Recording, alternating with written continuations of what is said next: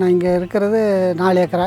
But நான் 1.5 ஏக்கராவுக்கு தேக்கு ஒரு 100 இருக்குது, குமிழ் தேக்கு ஒரு 50 இருக்குது, மகக்கனியா 50 இருக்குங்க, ஆப்பிரியன் மகக்கனி 50, கருமருது 50, வேங்கை ஒரு 10 இருக்குது, தெம்மரம் ஒரு 10, ஆக மொத்தம் ஒரு 350 இருக்குது. என்னுடைய பூர்வீக மாவட்டம் சேலம் மாவட்டத்தில் செய்கிறது தென்னை மரம் விவசாயம் தான். அந்த ரீசனாக சரி இதை மாற்று பயிர் பண்ணலாமே, நம்ம கொஞ்சம் அலைச்சல் இல்லாத தொழில் எதுன்னு பார்க்கும்போது மரம் நடுறதுக்கு ஒரு ஆசை வந்தது.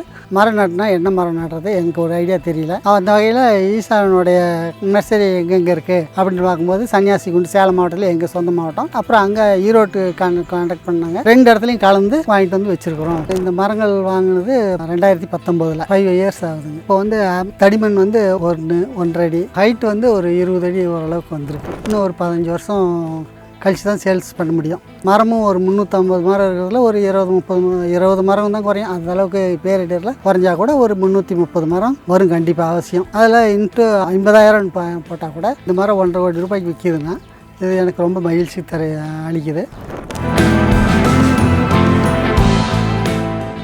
வணக்கம், என் பேர் ஆர் சண்முகம். என்னுடைய நேட்டிவ் சேலம் மாவட்டம் வீரபாண்டியில் இருக்கேன். அங்கே கொஞ்சம் விவசாயம் நல்லா இருக்குது. அப்புறம் இப்போது இந்த மரம் இருக்கிற இடம் வந்து பெரம்பலூர் மாவட்டம் வேப்பந்தட்டை தாலுக்கா. இது ஏரியா மலையாளப்பட்டிக்கு உட்பட்டது. நான் இங்கே இருக்கிறது 4 ஏக்கரா. பட் நான் 1.5 ஏக்கராவுக்கு ஃபஸ்ட்டு அறிமுகமாக நடலான்ட்டு இதில் வந்து மரக்கன்றுகள் நட்டுருக்கிறேன். இங்கே வாங்குறதுக்கான காரணம் அமௌண்ட்டு கிடச்சி பிஸ்னஸில். அந்த அமௌண்ட் எதுலையா போடலான்னு பார்க்கும்போது இது என்னுடைய மாமனார் வீடு பக்கத்தில் இருக்காங்க அவங்க. அதனால் சரி இங்கே தோட்டம் ஒன்று வாங்கி போடலான்ட்டு அதில் ஒரு ஈடுபாட்டில், அது இல்லாமல் இங்கே ஒரு லொக்கேஷன் ஹில்ஸ் ஏரியா சுற்றிலையும் நல்லாயிருக்கு சரௌண்டிங். அப்புறம் நான் இங்கே வந்து மண்ணை பார்க்கும்போது மண் நல்லாயிருக்கு, கருமண் கலந்த செம்மண். அதனால் இங்கே வாங்கி போடணுன்னு ஒரு ஆசை. அது முக்கியமாக விவசாய நிலம் வாங்கணுங்கிற ஆசையில் வாங்கினது. 2010 வாங்கினது. அப்போ இருந்து குச்சி மஞ்சள் இந்த மாதிரி போட்டுக்கிட்டு இருந்தேன். அப்புறம் இது நான் அங்கே என்னுடைய தொலைதூரம் 60-70 கிலோமீட்ரு வந்து போகிறதுங்கிறது கஷ்டமாக இருக்குது. அந்த ரீசனாக சரி இதை மாற்று பயிர் பண்ணலாமே, நம்ம கொஞ்சம் அலைச்சல் இல்லாத தொழில் எதுன்னு பார்க்கும்போது மரம் நடுறதுக்கு ஒரு ஆசை வந்தது. அதில் எங்கள் விவசாய இதில் பார்க்கும்போது தென்னை மரம், மாஞ்செடி வைக்கலாம் இப்படியெல்லாம் ஒரு ஐடியா வந்தது.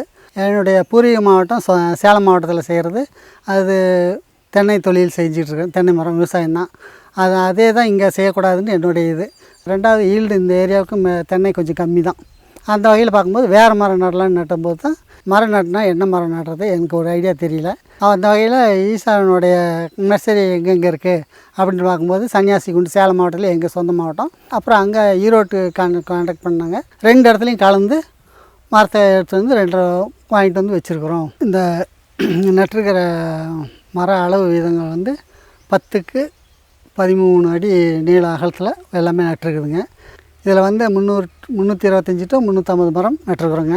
ஊடு பயிராக கொஞ்சம் பல மரமும் நட்டுருக்குறோம். அதாவது மாஞ்செடி கொஞ்சம் சொற்பமாக ஒரு 20-35 அடிக்கு ஒரு தரம் இடைவெளியில் சும்மா கேப்புக்கு நட்டுருக்குறோங்க. இந்த டிம்பர் மரங்களில் தேக்கு ஒரு 100 இருக்குது, குமிழ் தேக்கு ஒரு 50 இருக்குது, மகக்கனியா 50 இருக்குங்க, ஆப்பிரியன் மகக்கனி 50, கருமருது 50, வேங்கை ஒரு 10 இருக்குது, செம்மரம் ஒரு 10, ஒரு மாமரம் ஒரு 20 இருக்குங்க.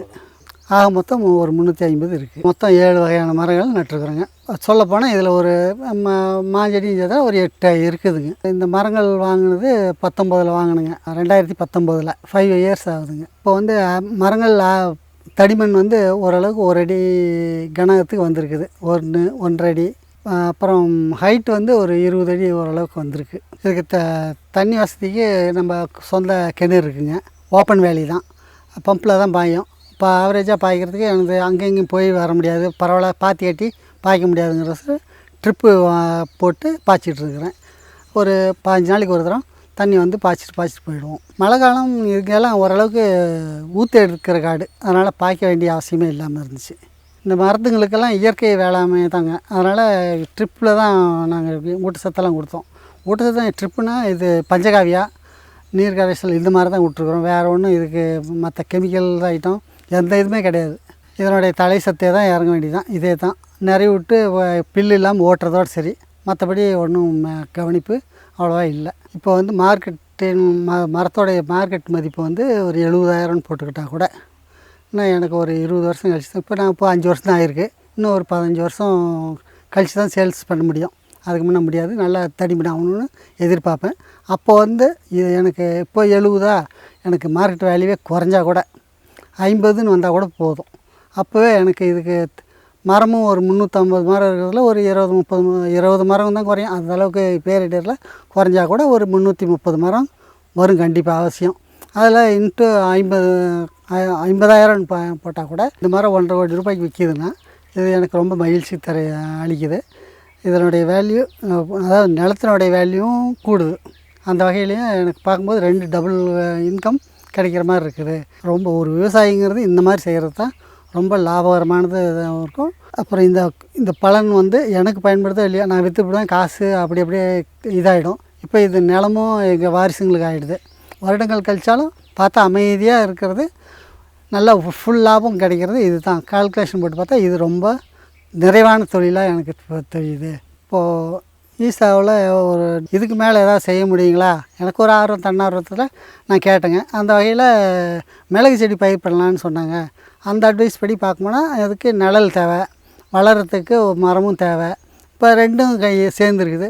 அது ஒரு ஊடு பயிராக செய்யலான் இருக்கிறேன். இப்போ அதுக்கு ஆன பணிகள் நிறைய மேற்கொண்டு செஞ்சிட்ருக்குறேங்க. 4 ஏக்கர் வாங்கியிருந்தேன்னு சொல்லியிருந்தேன். இதில் போய் நான் செஞ்சுருக்குது 1,5 ஏக்கர் தான்.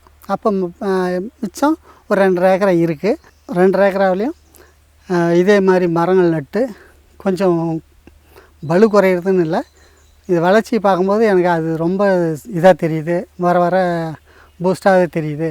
ஏன்னா இப்போ அதுக்கு நான் வந்து செய்கிறதுக்கு இது எனக்கு ஒரு பயந்துக்கு தான் செஞ்சது. ஏன்னா மரங்கள் நெருக்கம், அது இப்போ அப்படி ஆகி போயிடும், இப்படி ஆகி போயிடும், வளராது, இந்த ஏரியாவுக்கு வராது அப்படின்னாங்க. ஆனால் இந்த வளர்ச்சியை பார்க்கும்போது ரொம்ப திருப்தியாக இருக்குது. அப்புறம் இந்த மரப்பயிருக்கு இன்னொன்று டேமேஜ் ஆகும், அதை கால்நடைகள் மற்ற அது இதுன்ட்டு ஒரு ஐடியா இருக்கும். ஆனால் அந்த ஐடியா இங்கே இல்லைங்க. ஏன்னு கேட்டால் இப்போ குச்சி நட்டமா ஆடு கடிக்கும், அது கடிக்குது, இது கடிக்குதுன்னு இருக்குது. இது மரப்பயிருக்கு எதுவுமே கடிக்காது, அது ஒரு திருப்தியாக இருக்குது, பிரச்சனை இல்லாததாக இருக்குதுங்கிறனால முடிவு பண்ணிவிட்டு எந்த வேஸ்டேஜுங்கிறதுக்கு வாய்ப்பு இல்லை. வளர்ச்சியை மட்டும் நம்ம பார்த்துக்கிட்டா போதும். மிளகு போடுற ஆசை எக்ஸ்ட்ரா வரவும் இதே மாதிரி நம்ம அதையும் செஞ்சுட்டா என்னன்ட்டு மரமும் நடலான்னு ஒரு ஐடியா இருக்குது. இப்போ நான் வாங்கியிருக்கிற இடத்தோடைய இடம் சுற்றிலும் ஹில்ஸ் ஏரியாங்க. பரவாயில்ல, நல்லா தண்ணி நீர் மட்டமான ஏரியா தான், நல்லா தண்ணி வரும்.